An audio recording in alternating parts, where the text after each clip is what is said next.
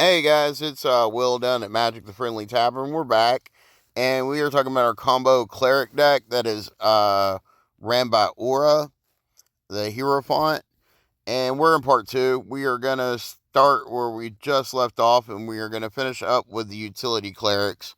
So here they are, and there's gonna be a bunch of them because I'm running a bunch of clerics. I mean, by golly, it's a cleric deck, so we need to run clerics.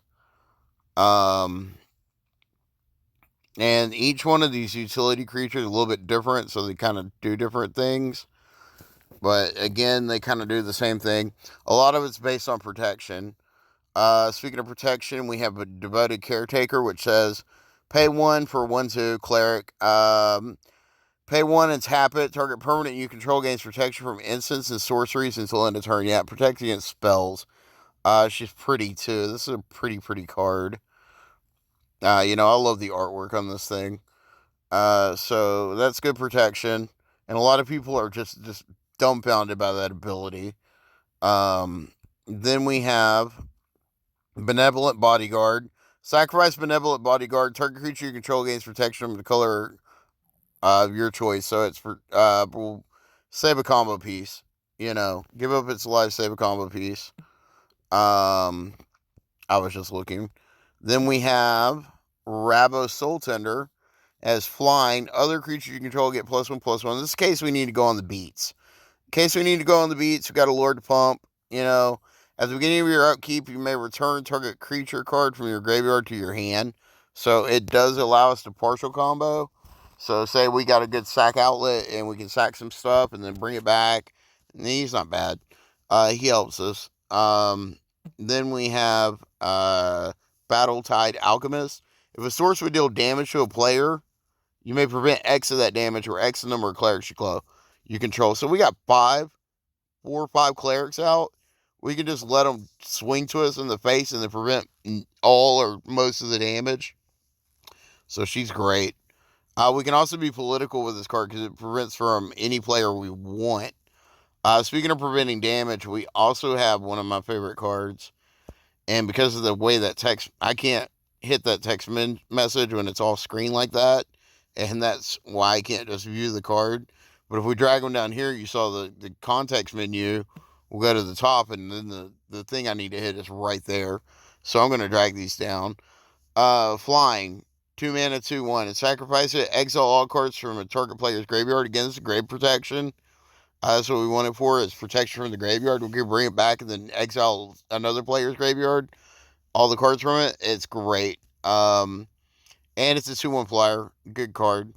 Then we got Battlefield Medic, which prevents X damage to target creature or X the number of clerics in play.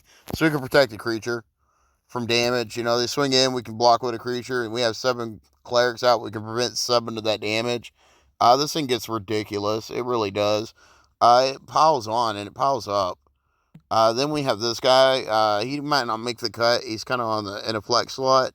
He's a 1 mana lifelink, 1/1. When it enters the battlefield, if it enters from the graveyard or you cast it from your graveyard, which we can, you can exile it, and if you do, it can make a 5/5 black demon creature token. That's again, if we got to go on the beats plan, that's what it's kind of for. It's also got lifelink. Um, then we have Mother of Ruins, another protection spell. Pay 1 for 1/1. We can tap it. Target creature you control gains protection from the color or of your choice until the end of turn. So again, uh, keep those combo pieces on the field. And then last we have Nova Cleric, and this is kind of a nombo with us because we do combo through enchantments, but we don't always combo through enchantments. We don't always need the enchantments because we're running several combos in this deck. But being able to blow up all the enchantments, especially against an enchantress deck or something, which will be on our level. We're not looking to be. Oh, we're not competitive. We're casual. This is a casual deck. We're not looking to be competitive. We don't want to be ultra competitive. We want to be casual. So something about enchantress would be around our level, and it's so good. And honestly, it's in here because I love the art. The art's beautiful. This card is just gorgeous. Um,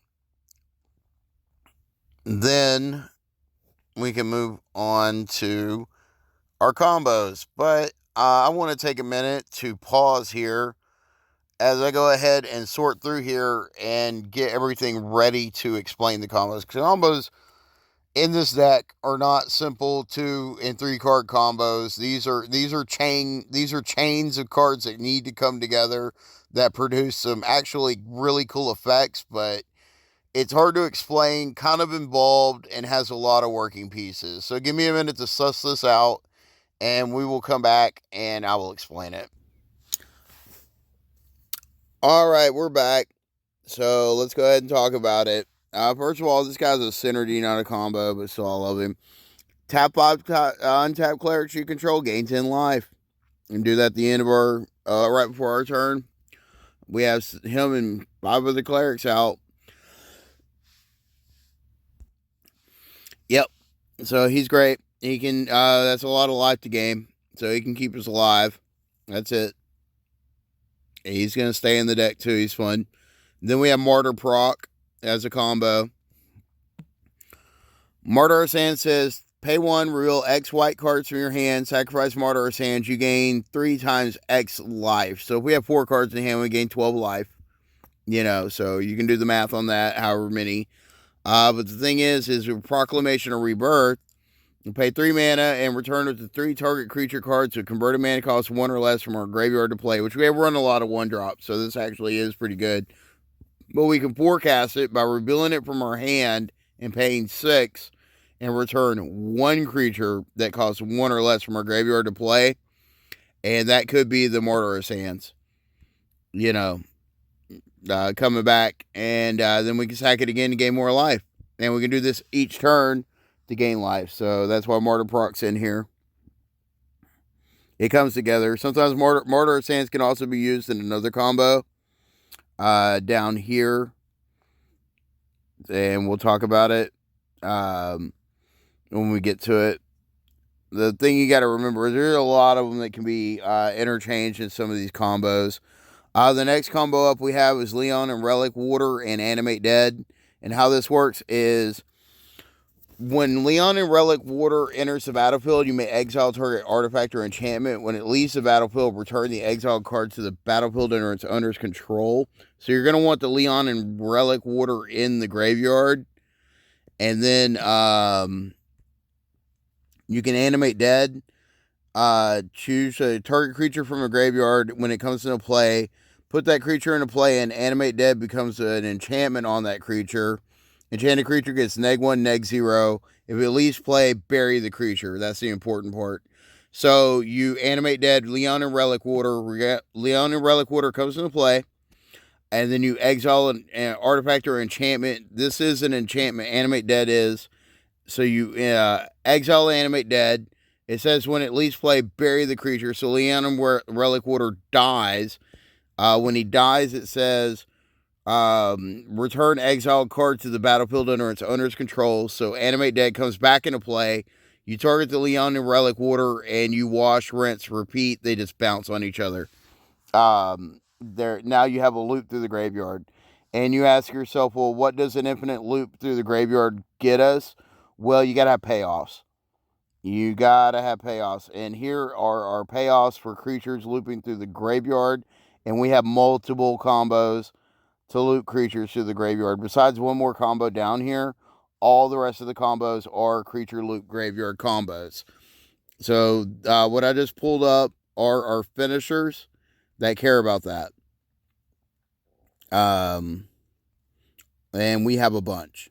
Oh, we have a bunch. All of these spells up here definitely care about creature loops in the graveyard. So let's take a look. Let's take a look at some of them. First off, about Righteous Valkyrie, 3 mana, 2/4 flying. Whenever an angel or cleric enters the battlefield under your control, you gain life equal to its toughness. If you have at least 7 or more life, then your starting total creature you control get +2/+2. So we can get infinite life. Leon and Relic Water and Animate Dead bouncing back and forth. This will give us infinite life. And then all of our creatures will get bigger. and we can swing in for the win. This guy says, whenever a cleric enters your battlefield under your control, gain 1 life, so we can gain infinite life. You can get a +1/+1 counter, but it only happens once per turn. So there you go. As a matter of fact, we see what we call a soul sister, something that gains life when another creature comes into play, and the rest of these creatures that I'm pulling over here to the side are all soul sisters. Literally, soul sister, soul warden. That's what soul sisters is named after. Essence warden and soul warden. We're in a deck together, and along with soul's attendant. That's why they're called soul sisters. Soul's attendant, soul warden. Get it? And whenever another creature enters the battlefield, you may gain 1 life. And then she says, whenever a creature enters the battlefield, you gain 1 life. So one's a May ability, one's not. Keep that in mind. That's it. That's our soul sisters. They have another sister. She shows up a lot too. Orah champion. Now she has pro black, pro red. That's what makes her really good. And then when another creature enters the battlefield, you gain 1 life. See, we're just trying to gain infinite life in this deck. And I mean, infinite life won't save you from dying. It won't save you from decking. It won't save you from a lot of things. So that's why it's not really that big a deal. Our combos are kind of weak in this deck. That's why it's a casual deck. And here's another soul sister. This says, whenever another creature enters the battlefield under your control, you gain 1 life. Whenever a creature enters the battlefield under an opponent's control, you may have that player lose 1 life. So, a little bit of gain and drain. This guy is Rotlung Reanimator, and he says, whenever Rotlung Reanimator or another cleric is put into a graveyard for play, make a 2/2 black zombie. So we get infinite zombies. We can make a whole army of zombies with Rotlung Animator. Great card. So we want to remember our finishers for these other looping combos that we have. Next is Tabarax and Hope's Demise, and he's 3-mana 2/2 flyer, and if he has 5 or more +1/+1 counters on him, he has lifelink. Whenever another non-token creature you control dies, put a +1/+1 counter on him. If that creature was a cleric, you may draw a card and lose 1 life. So it'll allow us to draw our entire deck, and he will also get infinitely large. Good card. Definitely good in this deck. Then we have Relic Vial. Relic Vial is 3 mana. I can pay 2, tap it, sacrifice a creature, draw a card. As long as I control a cleric, it has whenever a creature you control dies, an opponent loses 1 life, I gain 1 life. So this can drain out our opponent. This will kill our opponent. We also run Altar of the Brood. Altar of the Brood says, whenever a permanent enters the battlefield under your control, each opponent puts the top card of his or her library in the graveyard. There we go. So we're going to talk about the next combo, and give me a second while I go ahead and drag it. All right, guys, we're back. We got our last bit of combos separated out. And like I said, this is long and convoluted. So let's break it down. This is what's going on here. We're going to have Edgewalker in play. Edgewalker says 1 and 1 black for a 2/2. Cleric spells you cost 1 white, 1 black less to play. This effect reduces only the amount of colored mana you pay. So if they cost colorless, it doesn't reduce that.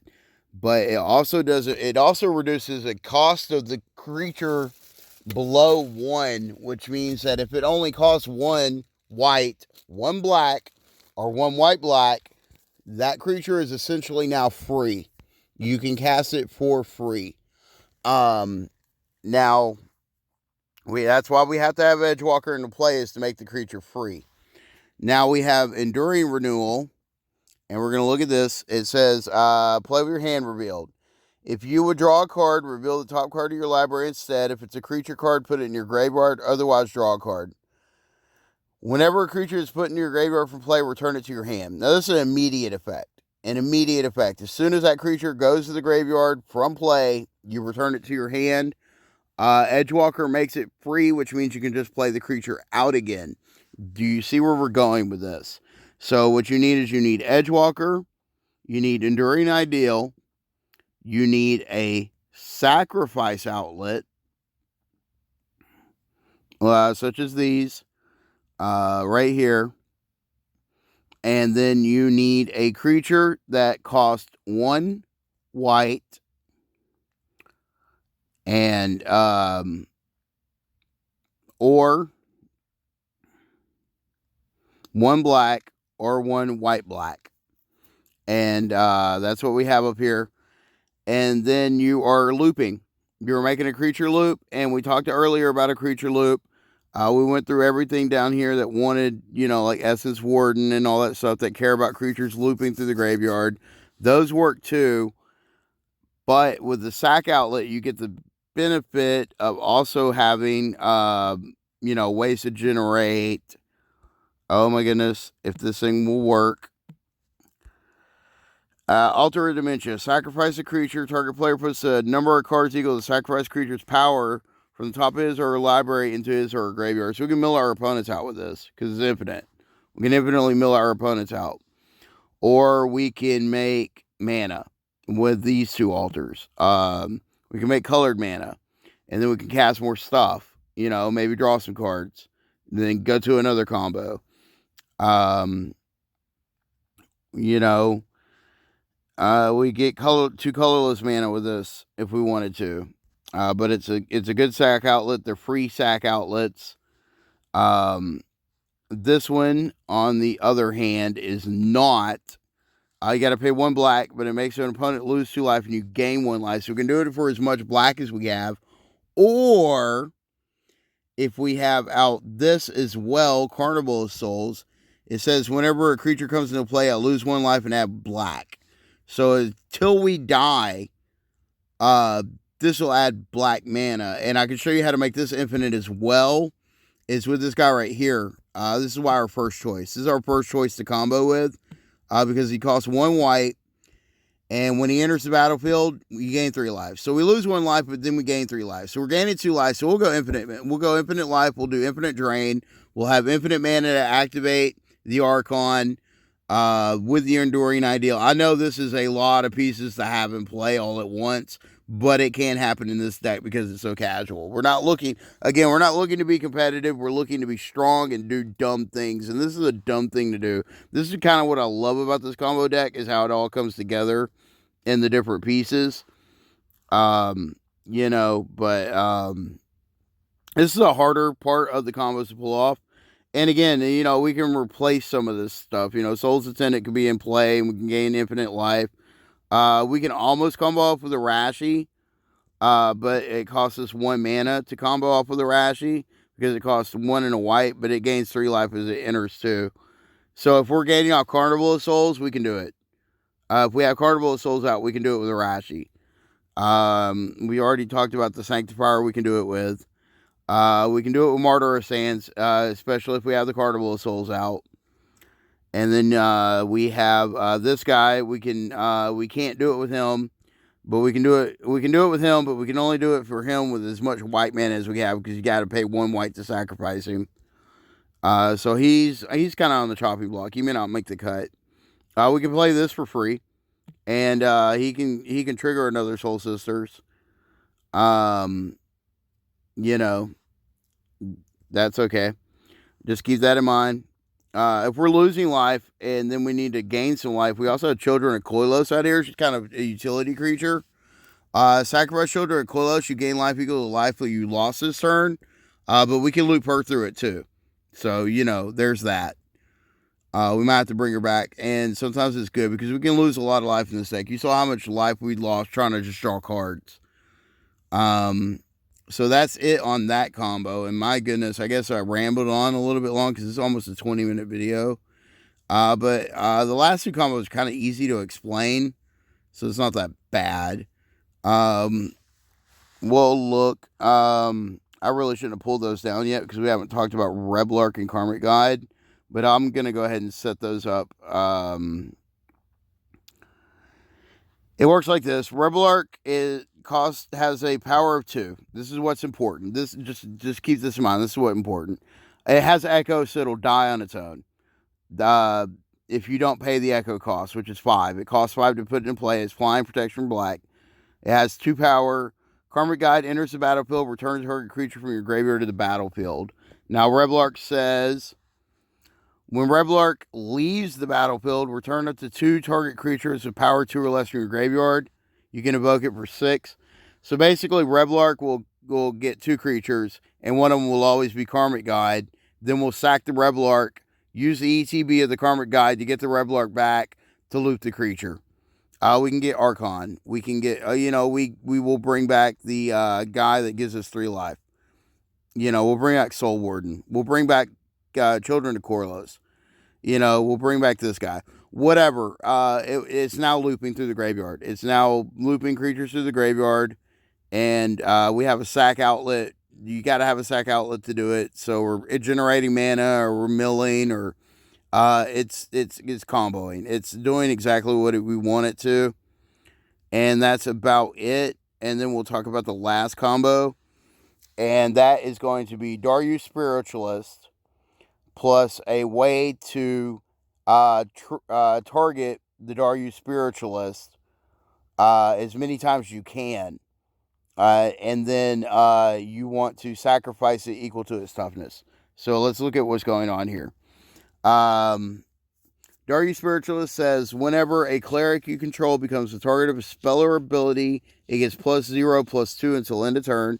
So actually, we only need it in play and then target a cleric. So it's getting +2 until end of turn every time it's targeted. Now, we have things that can target it. This right here can pay 0 to redirect 1 damage from the nomads this even a cleric. This is a soldier, but it costs 1 for a 1/1 and has this ability. For 0, we can redirect 1 damage from nomads and core to a creature you control.